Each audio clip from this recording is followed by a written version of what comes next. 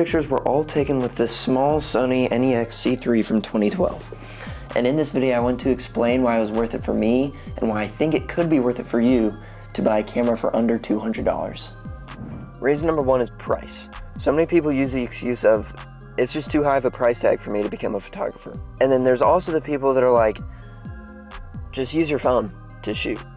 And don't get me wrong, I don't want to say that's like bad, but I also don't think it's anything special. There's nothing to replace the feeling of having a camera in your hand and manually adjusting the settings to make the picture really feel like yours. There's so many videos out there about cheap digital cameras. You should be able to find them, but if you can't, here's some examples that I like. I think the NEX series is awesome. That's the camera that I have, so I really enjoy it. The one that I've been hearing a lot about recently is the Fujifilm X series. Any of those cameras would be really awesome. I've watched a few videos on them.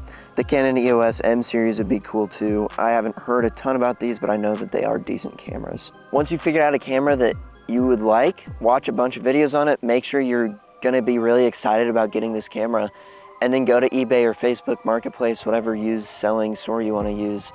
Spend the time and look for a camera that is in good condition for a good deal. A lot of people don't fully understand how good these cameras are, and so they're just selling them for really cheap.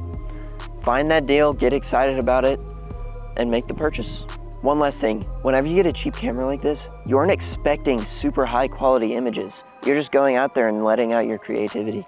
So when you do get those really high quality shots, it's like the best feeling ever because you just got that photo with a camera for under $200. Another reason these cameras are so great is because of size. They're so compact, it's really easy to just bring them wherever you want and make you want to take more photos. You're not bringing around a massive bag with multiple lenses for a super expensive camera. You're bringing around a cheap camera with one lens and just taking pictures for fun. I saved the best tip for last. No matter what old camera you buy, it's gonna have some limitations to it. For me, my NEX-C3, I had a prime lens with no autofocus, which forced me to manually focus and move to get the composition that I wanted. But I think this is really important as a photographer. Also, one of the greatest movie directors of all time, Orson Welles, said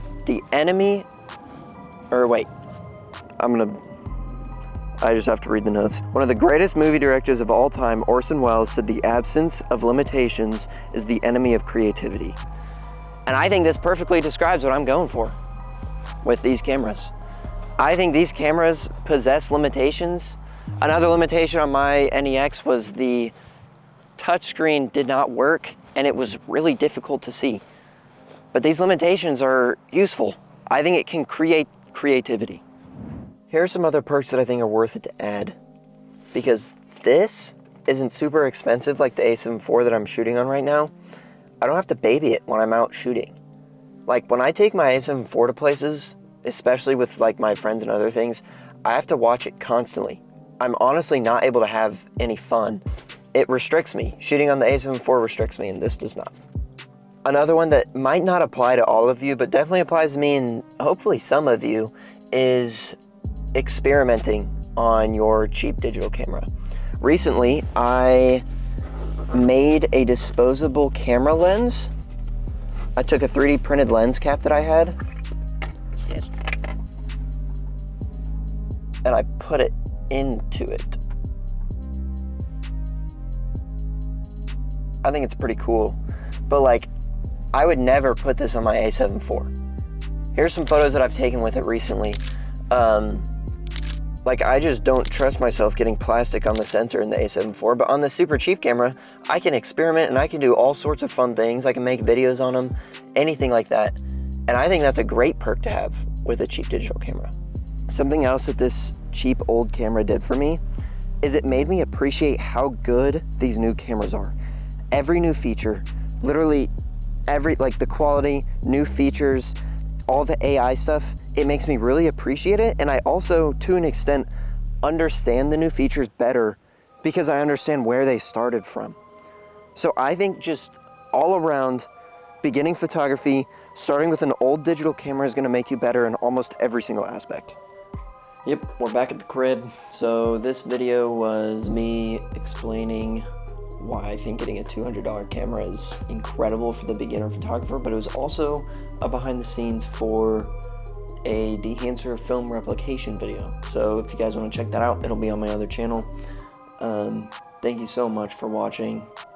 I really appreciate it. I hope some of you have questions, and if you do, leave them down in the comments. I will try to answer them to the best of my ability. I can try to help you out with what camera to get, what lens, where to get them, how to find the best deals. Just any questions, shoot them down low. The one I got with its lens, like I bought the lens separately, was $170. So I think you guys can find what you want for under $200 easy. Again, thank you so much for watching. Subscribe if you want to see more videos like this. I'm going to start doing POV photography very, very soon, so get really excited about that. I'm starting to shoot film, which is super dope. But yeah, like I said, drop some comments down below. I'll try to help you out. And peace.